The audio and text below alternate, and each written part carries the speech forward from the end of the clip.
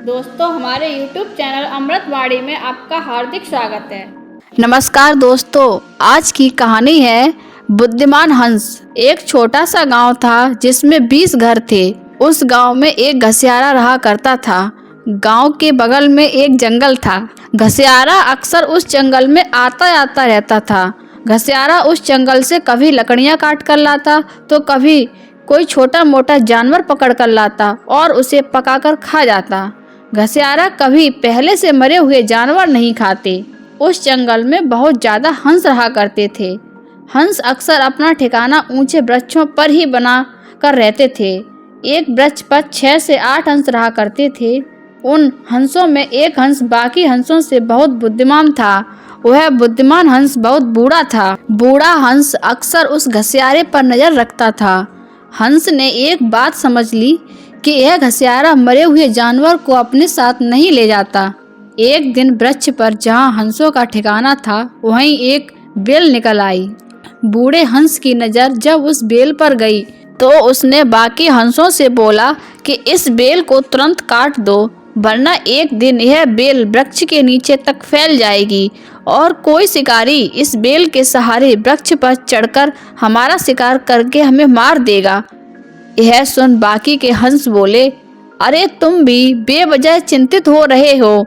अभी यह बेल बहुत छोटी है, इसे बढ़ने में अभी बहुत समय लगेगा, तब तक हम इस बेल को काट देंगे। बूढ़ा हंस बोला, अब काफ़ी कमज़ोर हो चुका हूँ मैं, इसलिए चाहकर भी इस बेल को अपनी चोंच से नहीं काट सकता। बूढ़ा हंस फिर से बोला, नहीं नहीं, इसे अभी काट दो, वरना यह बेल बहुत बड़ी हो जाएगी और इस बेल को काटना बहुत मुश्किल हो जाएगा। तब यह बेल नहीं काट पाओगे, अभी काट दो, वरना एक दिन यह बेल हमारे मौत का कारण बनेगी।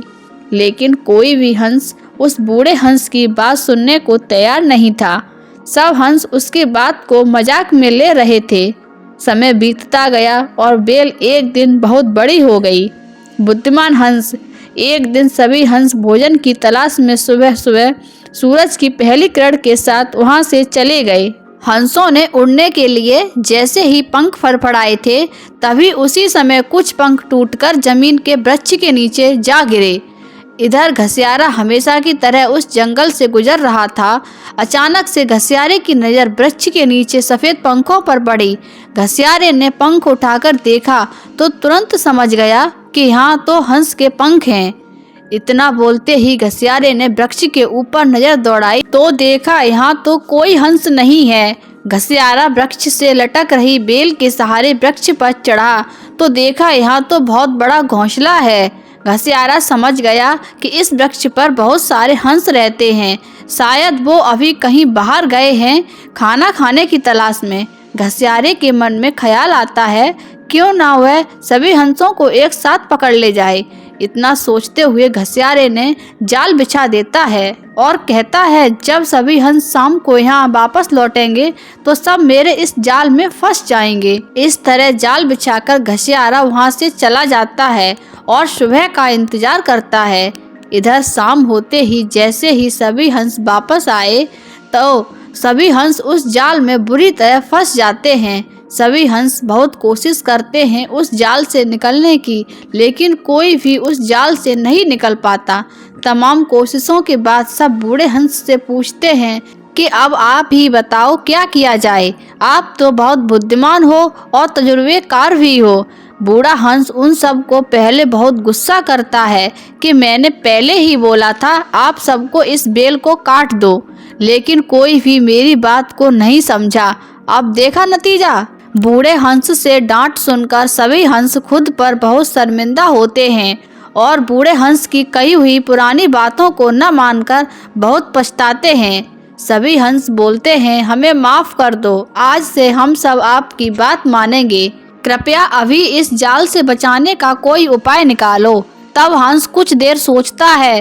कुछ देर सोचने के बाद हंस समझ जाता है कि हो ना हो यह उस घसियारे का काम है, क्योंकि अक्सर वही इस जंगल में आता जाता रहता है। बूढ़ा हंस यह बात अच्छे से जानता था कि वो घसियारा मरे हुए जानवर को नहीं ले जाता। तो ऐसे में बूढ़े हंस के मन में एक उपाय आया और बोला, जिसने हमें इस जाल में फंसा है वही हमें इस जाल से निकालेगा। बूढ़े हंस की यह बात सुनकर बाकी हंस बोले कि यह आप क्या बोल रहे हो, भला वो हमें क्यों इस जाल से निकालेगा। तब बूढ़ा हंस बोला, आप जैसे मैं कहता हूँ वैसा ही करो, कोई फालतू का अपना दिमाग नहीं चलाएगा वरना सब चौपट हो जाएगा। मेरी बात ध्यान से सुनो, सुबह जब वो घसियारा आएगा तब सब झूठ मूठ का मरने का नाटक करना। मतलब जैसे ही घसियारा वृक्ष पर चढ़कर हमें देखने आए तो खुद को ऐसा दिखाना कि वो तुम्हें मरा हुआ समझे। जब वह हमें मरा हुआ समझेगा तो उसी समय वो एक एक करके हंस को जाल से निकालने लगेगा। फिर जैसे ही वो घसियारा सारे हंस को जाल से निकालकर अलग कर देगा तब हम सब तुरंत वहाँ से उड़ जाएंगे। लेकिन एक बात का खास ध्यान रहे, कोई भी हंस तब तक यहाँ मरने का नाटक जारी रखेगा जब तक कि वो घसियारा आखिरी हंस को जाल से निकालकर अलग न कर दे।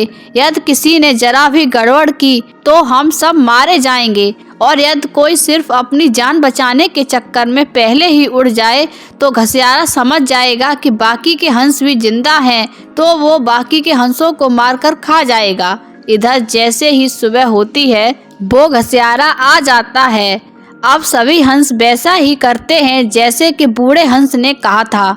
घसियारा जैसे ही वृक्ष से जाल को नीचे उतारता है तो वो यह देखकर चौंक जाता है कि सभी हंस मरे हुए हैं। घसियारा बहुत निराश हो जाता है और फिर एक एक करके सभी हंसों को जाल से निकालकर अलग करना शुरू कर देता है। जैसे ही सभी हंस उस जाल से अलग हो जाते हैं तभी तुरंत सभी हंस अपने पंख फड़फड़ाते हुए वहां से उड़ जाते हैं। यह देखकर घसियारा अपना माथा पीटते हुए वहां से चला जाता है।